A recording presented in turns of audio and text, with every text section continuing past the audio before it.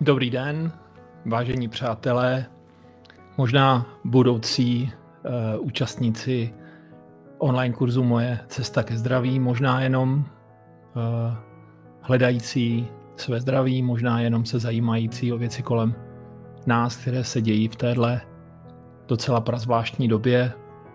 Možná jste někdo, kdo pomoc třeba ani nepotřebuje, ale jenom se cítí zvláštně, cítí se nenaplněně, cítí určitý tlak, možná cítí, že některé věci jsou trošku i jinak.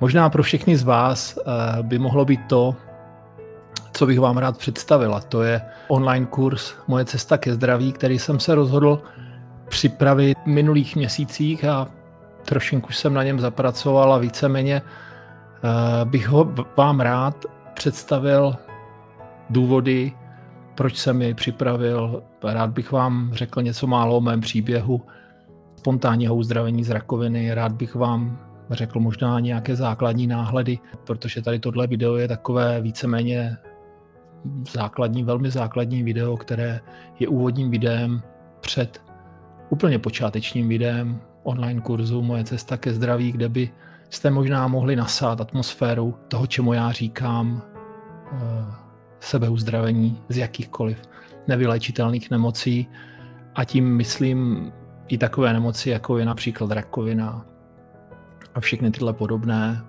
které jsou nazvané klasickou medicínou jako nevyléčitelné. Oni vlastně jakoby víceméně tady tyhle alopaté pravdu mají, protože oni jsou nevyléčitelné, ale nikdo už neříká o tom, že by se z těchto nemocí člověk mohl uzdravit. A právě v průběhu tohohle videa bych vám rád nastínil některé věci, některé fenomény, o kterých se málo mluví, nicméně jsou tady mezi námi a rád bych vás pozval ke zvážení vstoupit do tady tohohle online kurzu Moje cesta ke zdraví, který jsem připravil.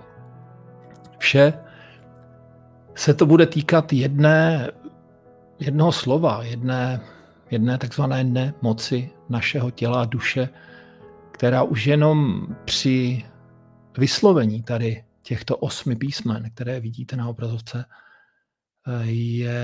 zní strašidelně. Lidi jímá hrůza, propadají určité panice. Sám jsem si to vyzkoušel na některých sezeních, kde jsem prostě zmínil, a můžete to vyzkoušet i vy, kde jsem zmínil, že někdo z rodiny trpí tady touhle nemocí, a samozřejmě tahle nemoc je rakovina. A to, co se dělo, bylo neuvěřitelné. Lidi různě se vytráceli od stolu, různě prostě přestávali komunikovat. Jo? Někteří propadali úzkosti, protože měli ve své blízkosti někoho, kdo třeba touhle nemocí těla a duše trpěl, někdo, kdo třeba na tuhle nemoc zemřel. A ta diskuze prostě nikam nevedla a víceméně vždycky velmi brzy musela být skončena, což já si myslím, že je škoda, protože můj příběh, o kterém bych možná trošinku později se zmínil tady v tomhle videu, mě ukázal, že věci jsou úplně jinak, než se nám zdají. Že rakovina doopravdy je nemoc, ale není to nemoc nevyléčitelná. Je to nemoc, která je takzvanou nemocí očí, otvírající pro všechny z nás, a víceméně, jak mě mé zkušenosti říkají, pro všechny, kteří jsme si prošli tady touhle nemocí se zdárným koncem, je to vesměs my všichni, bych skoro řekl, blahořečíme tady tuhle takzvanou nemoc, protože nám otevřela oči, sundala nám růžové brýle a posunula nás na úroveň v našem vědomí úplně někam jinam. Takže celý tenhle online kurz Moje cesta ke zdraví a vlastně i celá ta moje aktivita týkající se našeho zdraví a uzdravování, která je hodně zmiňována na mém webu www.mojecesta.org, se vlastně týká tady téhle takzvané nevyléčitelné nemoci, kterou doopravdy většina z nás za tuhle nevyléčitelnou nemoc považuje. Můžu vám říct, že to není pravda. Můžu vám říct, že je to úplně jinak a dokonce pokud budete chtít, vás o tom můžu přesvědčit, protože jsem si tady tímhle údolím smrti v době, kdy jsem samozřejmě uvažoval, tak jak uvažuje většina z nás, byl jsem odchovaný alopatickou medicínou, narodil jsem se, v blízkosti byl Bílý plášť, vlastně ten Bílý plášť byl pořád kolem nás, ať to byli lékaři, ať to byli internisti. Já jako sportovec jsem tam měl nějaké mírné malé zranění, ale to nebylo nic vážného. Takže ten Bílý plášť se kolem nás vrtěl pořád a pořád.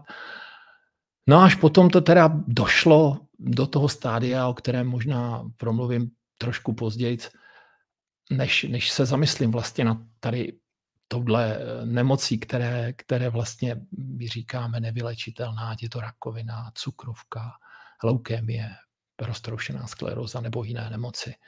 Já si doopravdy nemyslím, že jsou to nemoci nevyléčitelné, nebo že to nejsou v žádném případě nemoci, z kterých se nedá uzdravit. Já si myslím, že jsou to takzvaní listonoši, kteří nám u některých nemocí bohužel nesou psaní s černým pruhem.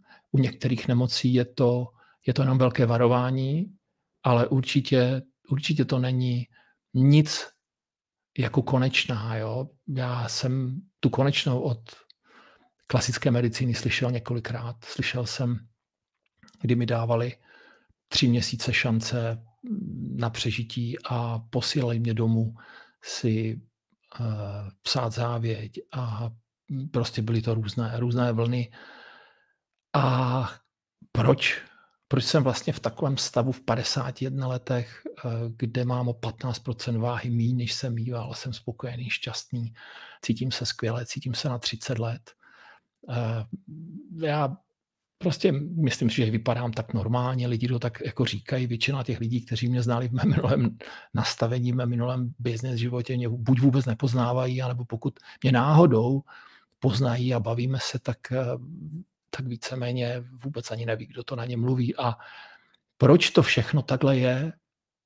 Kdo tohle všechno způsobil? To je ta nitka, která se poline tady tímhle naším online kurzem Moje cesta ke zdraví, a to je něco, čemu říká i alopatická medicína svým názvem, a ten název je spontánní remise. Já tomu říkám spíše spontánní uzdravení, tak aby to bylo srozumitelné, protože většinou tady tato alopatická medicína, tím myslím klasickou medicínu, se snaží všechno tak zašmodrchat, aby víceméně jsme tomu skoro jakoby co nejméně rozuměli.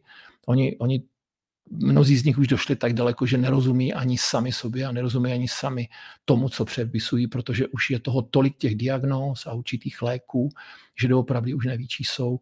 A přitom všechno je strašně jednoduché. Takže fenomén spontánního uzdravení z nevyléčitelných nemocí, v mém případě to bylo uzdravení spontánní z rakoviny, je doopravdy fenoménem, na kterém je postavený celý tenhle online kurz Moje cesta ke zdraví. Víceméně je na tom postavený i protokol Moje cesta, což je vlastně 5 základních stavebních kamenů pro každého z nás, které dodržováním těchto základních kamenů způsobí to, že tělo dostane signál, a to je ten signál samo- nebo sebeuzdravovacího, seberegulačního procesu.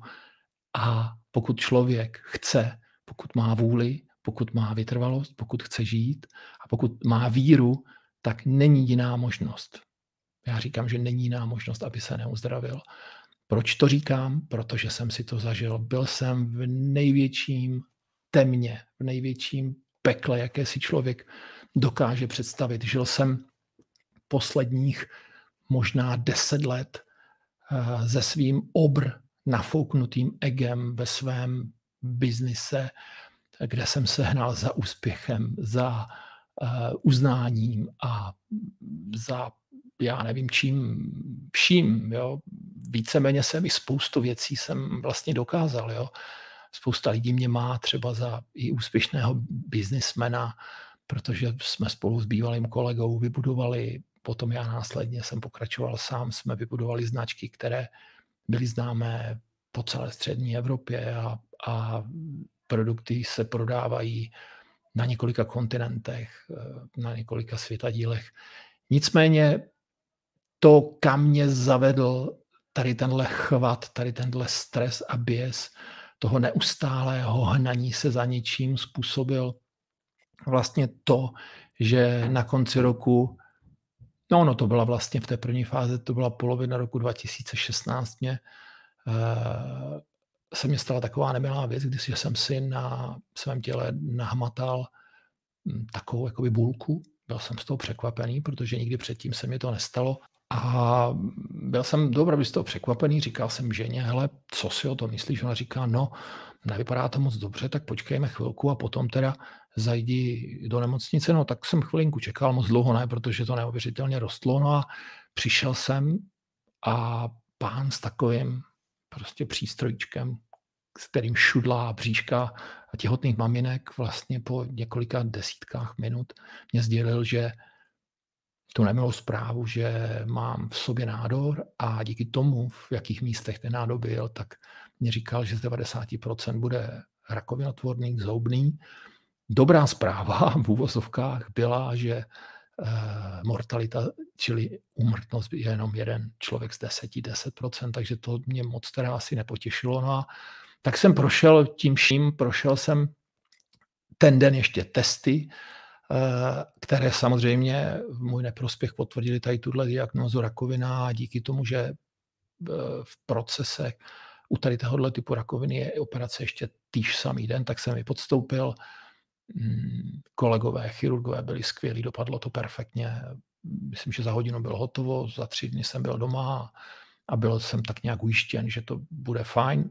I cítil jsem se perfektně, no ale potom jsem se dostal jsem se do rukou následně v další nemocnici, už onkologa, kteří už mě vzali a doporučili mě něco, co už bych nikdy neopakoval, což byla chemoterapie, kterou jsem nakonec teda podstoupil, i když to teda nebylo nic moc, fyzicky, tělesně, mě to nějakým způsobem neovlivnilo. To, co to se mnou dělalo psychicky, prostě to byla hrůza právě proto, pokud se mě někdo ptá, jestli bych doporučil jim jít na chemoterapii, já říkám, to se musíte rozhodnout sami, ale pokud bych to měl doporučit někomu mému blízkému, koho mám rád, řekl bych ne, nikdy více, protože je to doopravdy tak devastující záležitost, o které si navíc myslím, že ani ničemu nepomáhá, stejně tak, jak nepomohla vůbec mě, protože jsem vlastně vůbec nic nepochopil. Rakovina se mě po roce vrátila a to, proč se mě vrátila, samozřejmě bude předmětem i tady tohohle online kurzu. Je to ve stručnosti absolutním nepochopením téhle nemoci a nepochopením toho základního poslání nás všech tady na téhle naší krásné planetě a prostě určitým zvolněním jenom, které víceméně, já říkám všem, to není o zvolnění. Vy můžete pracovat dál, můžete dělat to, co děláte, pokud vás to těší, ale nesmíte dělat něco, co bytostně nechcete dělat. Nesmíte dělat něco, co vás nebaví, nesmíte dělat něco s lidma, kteří vás nebaví, nesmíte být v okolí toxických lidí a musíte dát odpočinout svému tělu a své duši, což samozřejmě je problém, protože klasický mainstream, bíloplášťový, má na to vlastně na ten můj pohled, nebo pohled, řekněme, celostní medicíny, který vlastně víceméně dělí to naše tělo na hmotné a nehmotné. Hmotné tělo je naše tělo, nehmotné tělo každý nazývá jinak.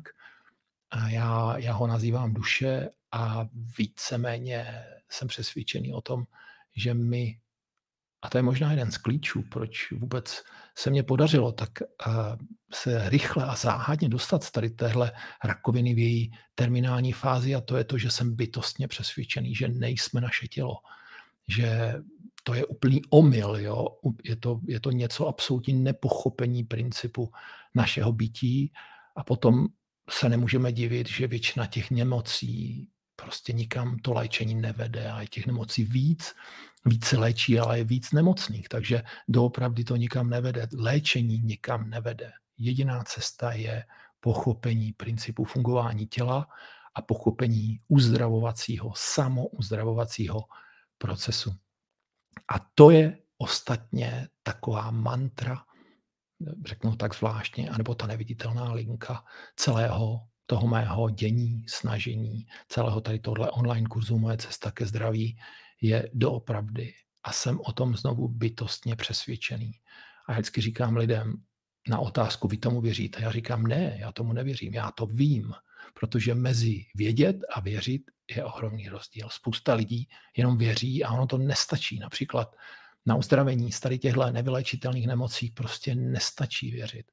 Vy musíte mít silnou víru, ale musíte být přesvědčený, že jste zdraví, že budete zdraví, dát si svůj cíl a svoji pílí vytrvalostí a pokorou a trpělivostí se den za dnem, týden za týdnem, měsíc za měsícem se dopracovat k tomu, čemu i klasická medicína říká spontánní remise, já tomu říkám spontánní uzdravení, protože není jiná možnost. Pokud člověk pochopí důvody a příčiny, proč se mu objevila rakovina na těch místech, kterých se objevila, a to bude předmětem našich diskuzí, tak potom není prostě jiná cesta než cesta uzdravovacího procesu. Takže všechny tady tyhle věci budeme možná jednu po druhé postupně probírat tady v tomhle našem online kurzu Moje cesta ke zdraví. Můj cíl je vám prostě předat všechno to, co jsem získal, všechny ty sdělení, které ke mně přišly, které jsem nějak pochopil nebo vycítil. Někdy to bylo sdělení od někud jinut. Jo. Lidi se mě ptají, Pavle, jak si mohl být tak jistý, když viděl na všech skenech, na CTčkách, na petech, viděl, že tam rostou nádory a oni doopravdy rostli jeden za druhým. První byl 1, 2, potom byly 3 a ve finále, když už to nebylo operabilní, to znamená, nedalo se to operovat, víceméně jsem měl 4 nádory a ten největší, byli, myslím, že 2, oni byli nějak tak propojené vedle sebe, byl 3 na 4 na 4 cm, to znamená, už to byl docela velký útvar a bylo to v lymfě, to znamená, měl jsem zaneřáděný ty naše odpadní kanály a prostě motal jsem se v bludném kruhu, takže tohle všechno bych chtěl předat vám, protože to, jak se to ke mně dostalo, bylo mnohdy velmi nepochopitelné i pro mě jako jeden z klíčových momentů. Já o něm hodně mluvím v mých příspěvcích na blogu, na webu Moje cesta. Myslím, že o tom mluvím i na kterých videích, na kterých audio nahrávkách. A to jsou zážitky mimotělní, které mě neuvěřitelně ovlivnili a posunuli mě na cestě za zahájením toho sebeuzdravovacího procesu, protože já říkám, že člověk, jakmile dostane tu diagnózu rakovina a potom následně ty prognózy, které nemají vůbec nic společného s tím, jak by to mohlo být, tak se dostane do takové fáze stresu a chvatu a strachu, že sám vlastně víceméně já říkám, že si z toho nepomůže, protože ten strach je tak všeobjímající a můžou být lidi kolem vás, můžou vám pomáhat, můžou dělat cokoliv, ale vesměs se z toho nemůžete dostat. Takže proto já říkám, že průvodce, někdy to může být léčitel, někdy to může být duchovní průvodce, někdy to může být jenom kamarád, který je určitým způsobem osvícený, jsou prostě na téhle cestě za sebe uzdravením, jsou velmi, velmi důležití. U mě to bylo jednodušší, že se mě udála taková záležitost, kterou bych vám, možná třeba některý z vás ji máte za sebou, nebo jste ji slyšeli. Samozřejmě zase já říkám, že tady tato alopatická medicína vůbec netuší, o co jde, protože si s tím vůbec neumí poradit, protože oni vlastně víceméně nechápou, že jsme víc než naše tělo a oni se snaží vlastně to tělo jenom rozmontovat a co se dá někde ufiknout a co se dá někde našít. V tom musím říct, že tady tato chirurgie a traumatologie jsou na vysoké úrovni, ale to všechno, co potom nastupuje, tam si myslím, že alopatická medicína je vedle jak ta jedle, ale nebudu nikoho o tom přesvědčovat. Každý má svoje právo svojí volby, každý se rozhodne. Spousta lidí, s kterými se setkávám, věří alopatické medicíně, té klasické medicíně. Já říkám, že je to správně. Pokud tomu věříte, tak si myslím, že pořád je ta varianta, že by vám to mohlo pomoct. To znamená, pokud se chcete léčit, je potřeba jít za klasickými doktory, je potřeba jít do nemocnice, je potřeba s nimi všechno probrat, oni pro vás udělají všechno nejlepší. Pokud se chcete uzdravit a víte, že ta cesta uzdravení je vaše cesta, jste na správném místě. Takže já jenom bych ještě možná doplnil tu variantu, nebo tu možnost, kterou jsem dostal. Jo, lidi říkají náhoda. Já víte, že v náhody absolutně nevěřím, protože náhody neexistují. Jo? Jsou to jenom určité do sebe zvláštně zapadající synchronicity, které vás zavedou v tom životě někam, kde se máte zastavit a kde si máte uvědomit, kde vlastně jste, jestli to, co děláte, děláte správně, jestli to, co děláte, máte rádi, jestli vás to baví. A já jsem pomalu zjišťoval doopravdy na tom konci roku 2017, bylo to v listopadu, že tyhle všechny fundamenty u mě nefungovaly. Já jsem byl unavený z práce, byl jsem unavený z podnikání, už jsem podnikal skoro 25 let a to podnikání bylo teda, spousta z vás jste podnikatelé, bylo to teda dramatické, od rána do večera, oblítaný celý svět a spousta věcí a jednání. Prostě podepíše se to na každém z nás, takže na někom dřív, na někom později. Takže takhle jsem se objevil v té polovině listopadu s diagnózou a s prognózou 3 měsíce života od 3 nezávislých vlastně týmů. To byly týmy onkologů a specialistů, kteří se shodli na tom, že mě zbývají 3 měsíce života, pokud samozřejmě neudělám nic. A to nic bylo jít na další složitou operaci a velmi drastickou chemoterapii několika měsíční, o které jsem viděl, že v životě nemůžu přežít. A před tímhle rozhodnutím jsem stál absolutně obejmutý v kleštích strachu, obav s tím, co bude s mýma dětma, protože mým dětem bylo 8 a 10, Melice a Timíkovi, co bude dělat moje žena, jo, jak to všechno vyřeším. 3 měsíce si řeknete, že hodně času, ale tak to zase tak úplně není.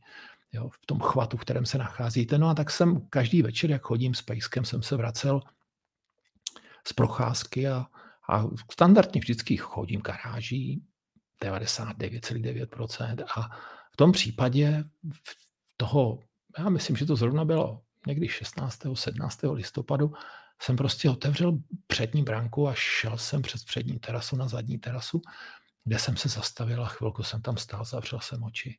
Potom jsem je otevřel, pozoroval jsem měsíc, jak krásně plul nad naším barákem a v hlavě mě pluly myšlenky 3 měsíce, už necelé 3 měsíce, co budu dělat.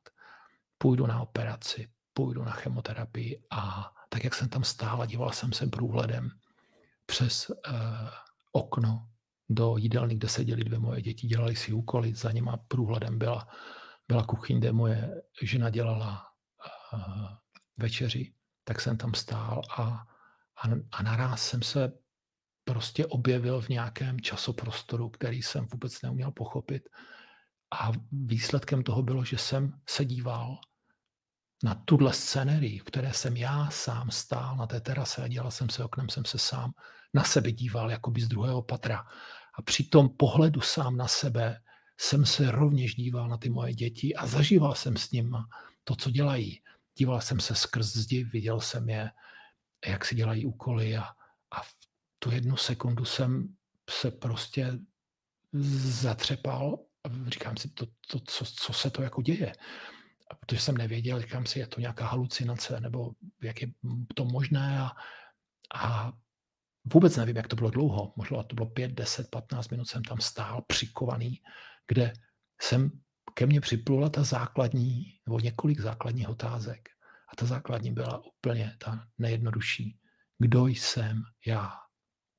Jsem já ten, který tam stojí zoufalý a pozoruje oknem svoje děti a svoji ženu, anebo jsem já ten, který pozoruje z toho druhého patra toho zoufalce sám sebe, který se dívá tím oknem na děti, zoufalý, který neví, jak dál. A v tu sekundu se to všechno rozhodlo. Ke mně začaly proudit myšlenky, informace, které mě jednoznačně řekly, ne, ty nejsi jenom to tělo, ty jsi neuvěřitelná, nesmrtelná esence bytí. Já ji říkám duše, protože potřeboval jsem to nějak popsat a právě proto součástí i protokolu moje cesta je očistá detox duše, kde jsem pochopil, že léčit jenom tělo je úplný nesmysl a to už řekl před několika stovkami let.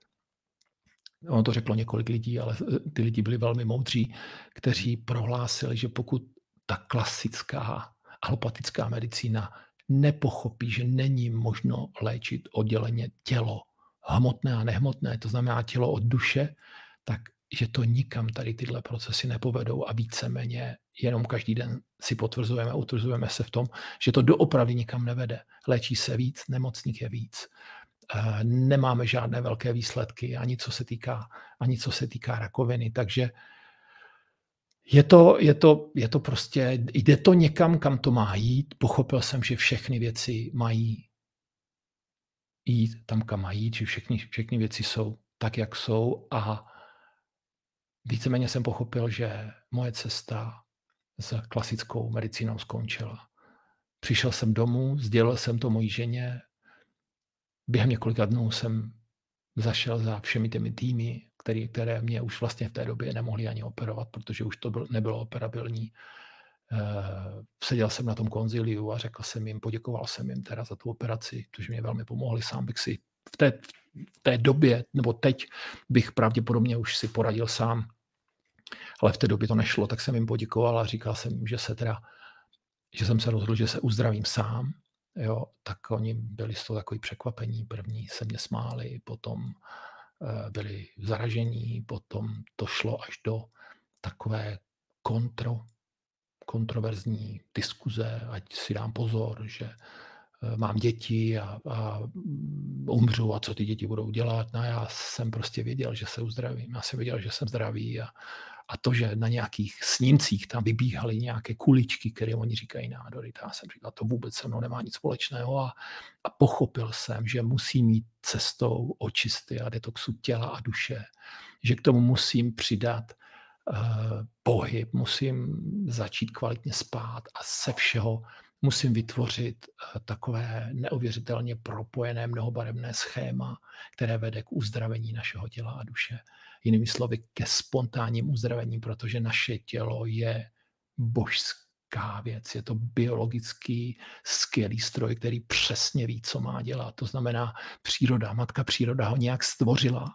A byla to ona, ne doktoři. Doktoři se snaží pořád metodou hokus pokus něco řešit, ale ta matka příroda přesně ví. A my, když najdeme sami sebe, když se vrátíme k sami sobě, když pochopíme, kdo jsme, když pochopíme princip našeho bytí, což jsou otázky, na které budeme společně hledat odpovědi. A tyhle odpovědi můžete najít i v lekcích online kurzu Moje cesta ke zdraví.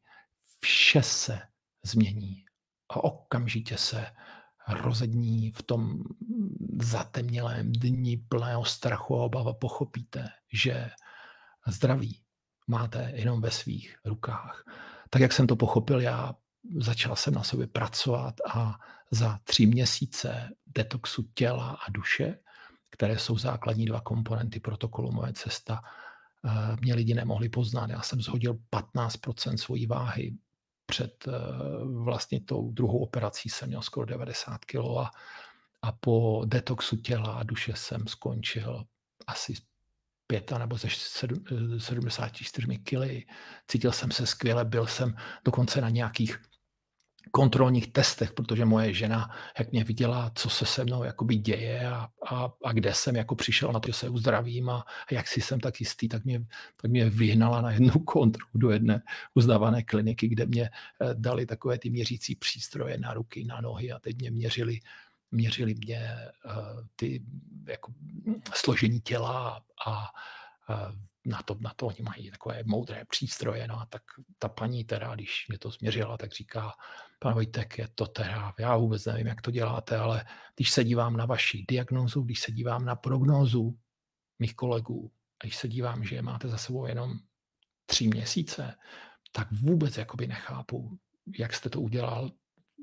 Ještě jsem se s tím nikdy snad nesetkal, ale dělejte všechno tak, jak máte. No a aby to nebylo jako všechno, tak jsem tam přišel ještě jednou a to už bylo testování, v tom už jsem měl takový svůj zájem, takovou zvědavost, protože zvědavost je základem všeho poznání a zvědavost, být zvědavý, pachtit se po informacích. Já jsem četl, poznával jsem, snažil jsem se každého, kdo s tím měl jenom nějakou zkušenost, jsem se ho snažil zeptat, jestli to dělám dobře, jestli jdu to správnou cestou. A takže tohle jako vědění a poznání a zvědavost mě tam teda dohnali ještě jednou, kde jsem si nechal změřit svoji hladinu stresu. Já tomu říkám tak jako neodborně, nikdo mě nechytejte za slovo zadní stres, to je stres, který generuje naše nervová soustava, její 2 části, sympatikus, parasympatikus, a na to existují metody, které vám tenhle stres změří. Vy ho neumíte ovlivnit, že toho vy ho máte v sobě, proto mu říkám takový zadní stres. A podle té hladiny stresu vlastně vy víte, jak na tom jste a jak vám funguje, jak máte v harmonii svoje systémy. Všechny 3 hlavní systémy, to je nervový, endokrinní a hlavně imunitní. No a tak jsem tam byl, ať to teda zkrátím. A tak to už bylo delší, už zase ty ruce, nohy, takové ty chapadla, klampy. Tak jsem tam seděl 5 minut, paní mi říká, hlavně nějak jako nemeditujte, no tak jako seďte. No tak jsem tam jako seděl, dýchal jsem normálně. Přišla za 5 minut, podívá se na to kukátko, na tu velkou obrazovku a říká, pan Vojtek, já tady mám nějaké stupnice od 0 do 100 a potom ještě víc, takový ty blázní manažeři, ty už jsou někde, já nevím, možná kolem, no to vám ani nebudu říkat, jo, ale u vás je to tak, že vy máte hladinu stresu téměř neměřitelnou.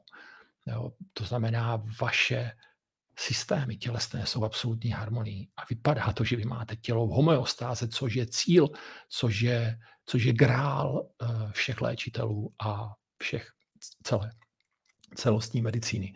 Tak jsem vlastně ani nebyl překvapený, protože jsem se cítil skvěle. Jo. Tím, jak jsem začal zdravě jíst, začal jsem běhat, začal jsem určitým způsobem meditovat. Všechno je v sekcích a v lekcích tady tohohle online kurzu, moje doporučení, jak to dělat, nedělat.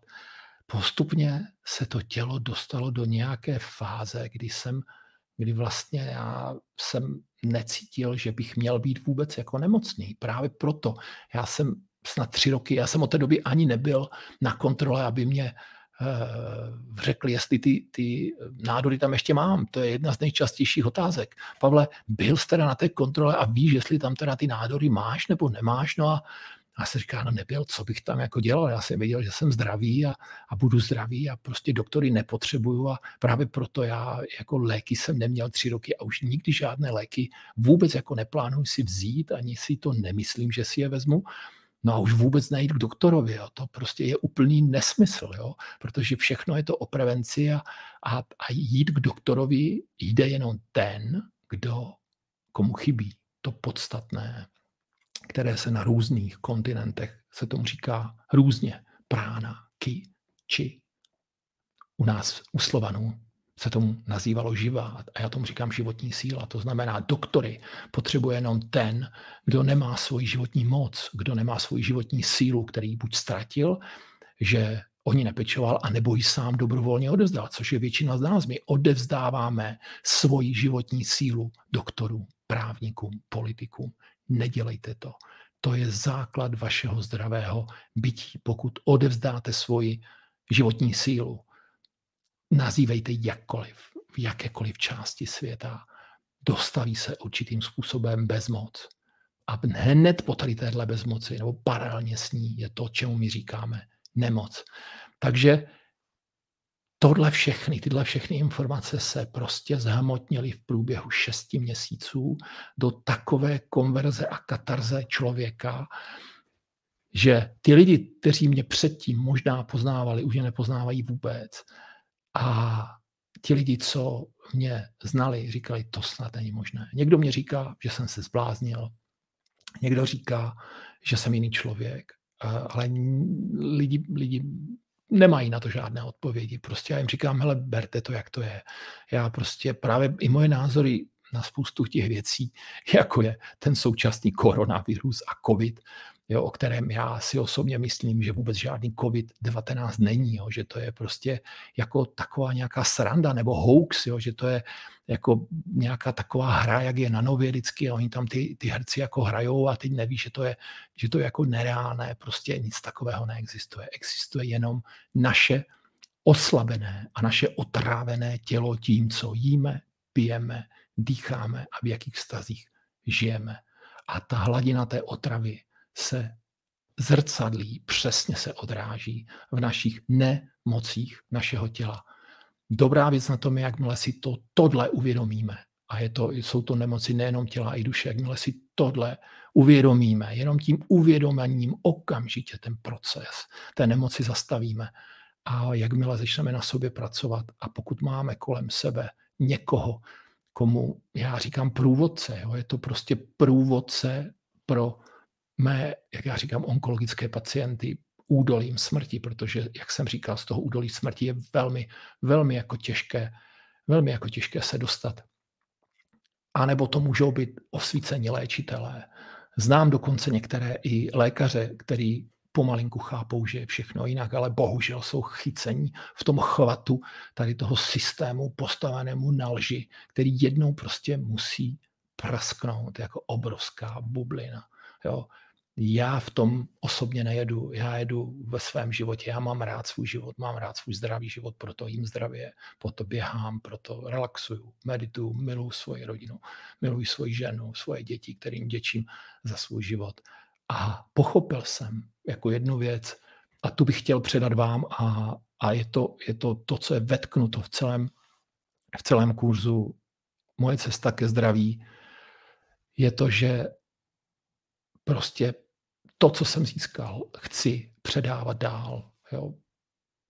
Víte, že na webu Moje cesta mám veškeré možné kanály, jak se se mnou můžete spojit od e-mailu, můžete mě nahrát vzkaz.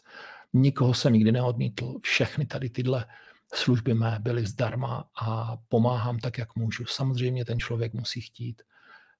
Musí chtít žít, musí chtít pochopit jiné věci, než kterému tluče klasická medicína. Ale já říkám, já nikomu absolutně nebráním, já nejsem proti žádným zákrokům a žádným procesům. Prostě každý se musí rozhodnout sám, musí převzít zodpovědnost za svoje uzdravení. A to, co se snažím vysvětlit, a budu to vysvětlovat i vám, což mě budou síly stačit, jednu podstatnou věc, že nejsme oběti. My nejsme oběti našich nemocí. My jsme tvůrci našich nemocí. My jsme si za naše nemoci 100% odpovědní. To znamená, pokud tohle si přiznáme vnitřně, pokud přijmeme ten stav, v jakém se nacházíme, přijmeme naši nemoc a obejmeme naši nemoc, ne v žádném případě bojovat znovu, pojďme bojovat, my to jako vybojujeme, ty doktoři mě říkali, my to jako vybojujeme, my na to máme různé, jako různé chemoterapie a biologické terapie a terapie na ento a stejně jsem viděl, že to vůbec nikam nevede a když vidím ty případy těch lidí, prostě jsou to velmi smutné případy. Moji kamarádi, kteří věřili tady těmto metodám a bohužel už nejsou mezi námi. Někteří měli štěstí. Tak to může být, takže každý z vás se prostě může dát na tu cestu, kterou se cítí. Takže já jsem tady doopravdy od toho, abych pomáhal lidem, abych předával to všechno poznání moje o tomhle spontánním uzdravení z rakoviny. Můj život jsem dostal jako dár. Přijímám ho s pokorou a s pokorou každému, kdo si o to požádá. Trpělivě vysvětluju, o čem to všechno je, že to není žádný šarlatánský přístup, že to není žádný hokus pokus, že to je o tvrdé každodenní práci a píli a hlavně změně, radikální změně života, protože rakovina není nic jiného než informace, která přichází od A teď to každý si nazvěte. Věřící tomu říkají od Boha. Někdo tomu říká univerzum, někdo tomu říká vesmír, někdo tomu říká vědomí, někdo tomu říká vyšší inteligence. Že v našem životě něco není správně. To znamená, je potřeba se zastavit a udělat radikální změnu. A to je to, co je úplný základ. Jakmile tohle člověk nepochopí, mám spoustu kamarádů, kteří říkají, hele Pavle, prosím tě, jako ty mě tady nevykládej o nějaké meditaci a o nějaké změně. Já mám rád svůj život, já chci pařit, já chci na pivo s kamarádama, já chci lítat, já chci hrát golf. Já jsem říkal, to se ale nevylučuje, jenom ta změna musí prostě nastat. Jinak se ti to nebude lepšit. Jo? Budeš čím dál tím víc jíst prášky, čím dál tím víc se budeš cítit hůř, až to prostě dojde někam, kdy to prostě něco rupne. A to už je problém. Potom už, jakmile ti něco rupne, už musíš jít na operaci. To byl můj příklad. A musíš se zastavit. Pořád máš čas. Lidi říkají, ježišmarja, já mám rakovinu a tohle a 16 nějakých diagnóz a já říkám, ježiš, tak to je dobře. Já si myslím, že máte něco horšího. Jo. U rakoviny většinou není potřeba kam spěchat. Není to potřeba. Rakovina rostla v našem těle možná několik let. Rakovinotvorné buňky nejsou cizí buňky, jsou to naše buňky, naše otrávené buňky, které se vymkly kontrole, množí se, prostě nemají to takzvanou přirozené úmrtí buněk. Každá buňka ví, jak dlouho má žít a kdy má umřít. Rakovinotvorné buňky neví, kdy to mají. Tohle oni se prostě vymknou kontrole, proto proliferují, proto se množí neřízeně a tohle je potřeba prostě jenom zastavit. Takže jsou různí mý kamarádi, někteří kamarádi říkají, hele Pavle, děkuji ti, já prostě jsem ti hrozně vděčný a nejvíc je ti vděčná moje manželka, protože má doma jiného chlapa, já jsem se prostě změnil, já se cítím skvěle, já vypadám skvěle, já jsem ubral 10 kilo a víceméně od té doby jsem nebyl nemocný, takže jsou různé příběhy a já je zažívám každý den se spoustou lidí, protože tak nějak si myslím, že se ke mně dostaly ty informace, které se týkají rakoviny, tak se snažím pomáhat lidem právě tady touhle takzvanou nevylečitelnou nemocí, takže doopravdy ne. Není to žádná nevylečitelná nemoc, jenom nevylečitelný pacient. Takže je to jenom o tom se nad sebou zamyslet a říct, kterou cestou chci jít. Pokud chci dál žít ten svůj život karambolů a mnohdy takový jako labužnický, prostopášnický. Jo, proč ne?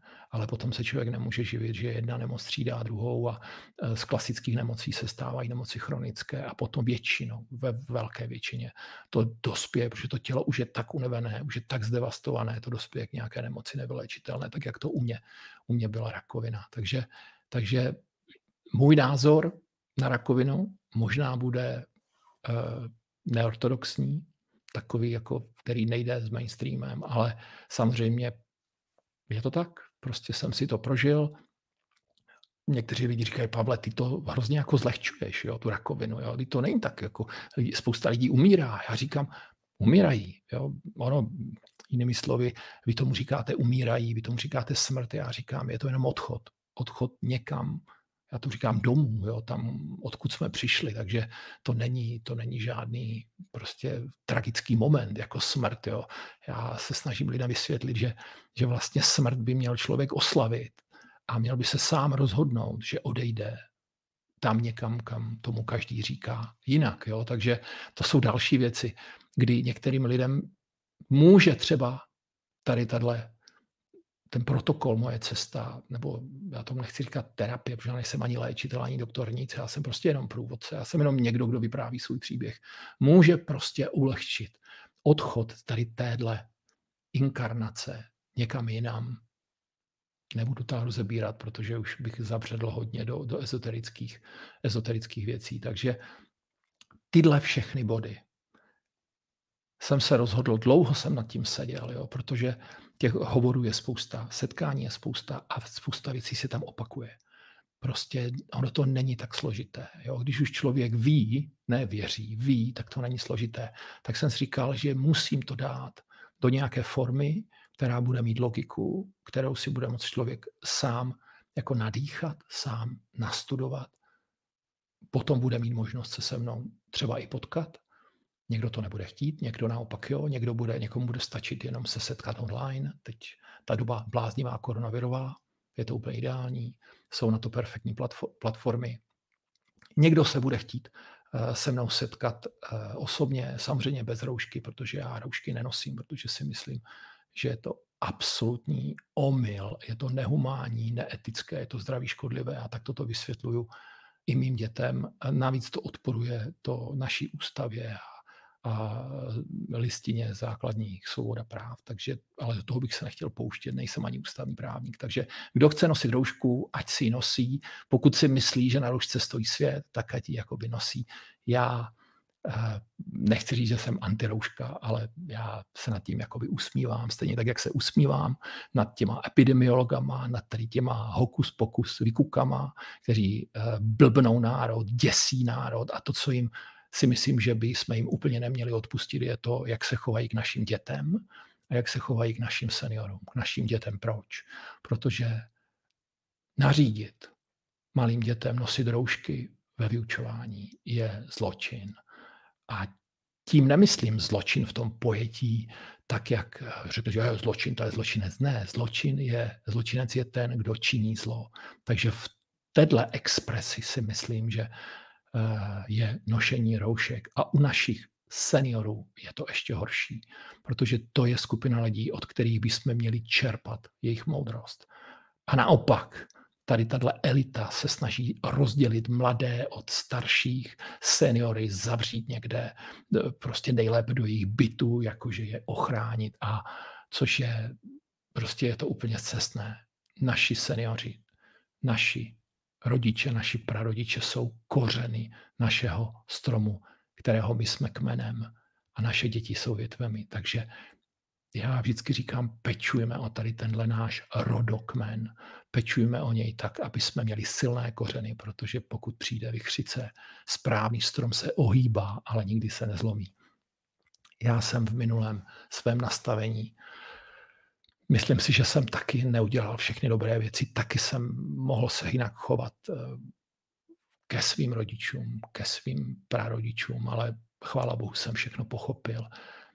A tady s touhle neuvěřitelně nonšalantní dámou, které já říkám rakovina, které bude to znít divně, ale já to píšu všude a říkám to vesele s úsměvem, že jí vděčím za svůj život, protože mě doopravdy otevřela oči a nebýt jí, tak bych se ujedl, utrápil nebo upil k smrti, tak jak se to děje v přímém přenosu spoustě mých kamarádů. Takže k té formě, jak jsem zmiňoval, že jsem hodně uvažoval nad tím, jak to dát tady tyhle všechny moudra nebo věci, které ke mně přišly, jak já říkám, vesmírnou poštou, jak to dát pro širokou veřejnost. Tak samozřejmě první věc je web, který je tam spousta informací, nebo většina informací je tam zdarma, je tam spousta článků, spousta zajímavých věcí. Jediné, co lidi musí udělat, aby se dostali ke všem informacím, je se zaregistrovat do sekce pro registrované, což samozřejmě bych doporučoval vám všem. Je to na webu www.mojecesta.org a tam prostě získáte spoustu informací. Jenom si je třeba můžete číst a někoho to bude bavit, můžete si to poslechnout. Jsou tam audionahrávky, některé mají 70 minut. Víceméně někomu úplně stačí, když si tohle přečtou nebo si to poslechnou, protože každý máme v sobě svého bubeníka. My, kteří jdeme jinak, než jdou ostatní, prostě my slyšíme svého bubeníka. Já slyším jeho rytmus a prostě pochodu v rytmu tady toho mého vnitřního bubeníka, šestého smyslu, nebo říkáme to duše, nebo říkáme tomu jakkoliv, prostě omezuji jakékoliv vnímání pěti smysly a soustředuju se doopravdy na ten šestý smysl a to je taky jedna z věcí, kterou budu chtít vlastně vám všem vysvětlit v tady tomhle online kurzu Moje cesta ke zdraví, protože je to doopravdy cesta. Není to setkání ke zdraví. Je to cesta ke zdraví, která bude trvat víceméně pro někoho několik měsíců. Pro někoho může trvat několik let. Já jsem celý ten online kurz. Moje další video bude popisovat přímo jednotlivé kapitoly, proč jsem to udělal, pro koho jsem to udělal, bude popisovat jednotlivé sekce, popisovat lekce. Je tam spousta bonusů, já si myslím, že tam je 10 bonusových kapitol, takže o tom bych se úplně nechtěl tady jakoby bavit, protože to budu rozebírat v dalším videu, ale je to formát, který bude 7denní, to bych chtěl říct, jenom před úplně ukončením tady téhle reakce. Je to 7denní formát, kde každý jeden den se vám otevře jedna sekce. Každá ta sekce se bude zaobírat určitýma věcma, bude to moje úvodní slovo, potom to bude nějaké představení, nějaké pravidla, abyste nebyli překvapení, jaký je tam formát, je tam spousta videí, tam bude takových, jak je tohle video, jsou tam iPDF, to jsou e-brožury ve formátu inteligentní PDF, můžou tam být flipbooky, budou tam audiobrožury, můžou tam být i e-booky, součástí bonusů jsou e-knihy. Dokonce tam najdete i nějaké takové kvízy. Já říkám, že to je doopravdy jenom, abychom se zamysleli nad tím, že jsou tam vytknuté před závorkou ty nejpodstatnější věci. No a potom ten 7. nebo 8. den už bude moje závěrečné slovo, kde vám poděkuju všem za účast tady v tomhle kurzu a samozřejmě naběhneme plnou párou do procesu, do protokolu Moje cesta, ti, kteří se rozhodnou, protože samozřejmě těch základních bodů je několik myslím si, že bych je mohl klidně vyjmenovat, ať víte, o co se bude jednat. Je to očista těla, očista duše, pravidelný pohyb, kvalitní spánek a vše dát do každodenního života. Těchto 5 základních pilířů je protkaných jedním neuvěřitelným vláknem, jeden celek, který spustí ve vašem těle proces sebeuzdravení. Proč to říkám? Protože to vím. A týká se to vás všech, kteří vlastně se rozhodnete se přihlásit do tohohle kurzu. Možná třeba mi třeba jenom zavolejte, možná třeba jenom potřebujete poradit. Jo. Možná vám třeba bude stačit jenom tohle video, které bude samozřejmě veřejné pro všechny, kteří si ho budou chtít poslechnout, kteří budou chtít vědět, co to je kurz Moje cesta ke zdraví, čeho se týká protokol Moje cesta a tak dále. Samozřejmě vše je jenom na vás, protože vaše zdraví máte jenom a jenom ve svých rukou. Nemají jej žádní doktoři, nemají jej žádní vaše rodiče, nemá je v rukou ani vaše manželka, i když přítelkyně, i když tíhle blízcí lidi jsou extrémně důležitý pro proces vašeho sebeuzdravení. Já můžu říct, že bez mojí milované manželky je to prostě nádherné stvoření.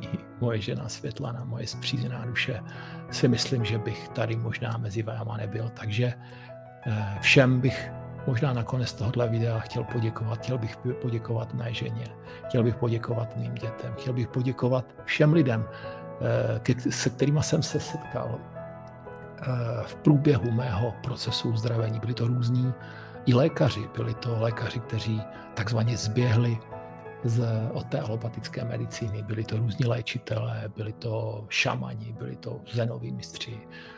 Přečetl jsem desítky knih, naposlouchal jsem desítky videí a věřte tomu, že pokud člověk má zájem a chce na to přijít, tak existuje jedno takové pořekadlo, pravidlo, že pokud je žák připravený, učitel se vždycky najde, tak jak to bylo v mém případě, tak jak to bude ve vašem případě. To znamená, v žádném případě nebuďte ve stresu, máte čas, sedněte si v klidu, rozmyslete si, kterou cestou chcete jít. Pokud se vydáte cestou alopatické medicíny, dejte se do ní, věřte lékařům, probírejte veškeré možnosti s nimi. Pokud jste naladěni více na celostní medicínu, najděte si svého průvodce. Ať je to léčitel, ať je to kamarád, najděte si tým svých podporovatelů. Vynechejte veškeré lidi, kteří mají jiný názor než vy, kteří se na věci dívají jinak.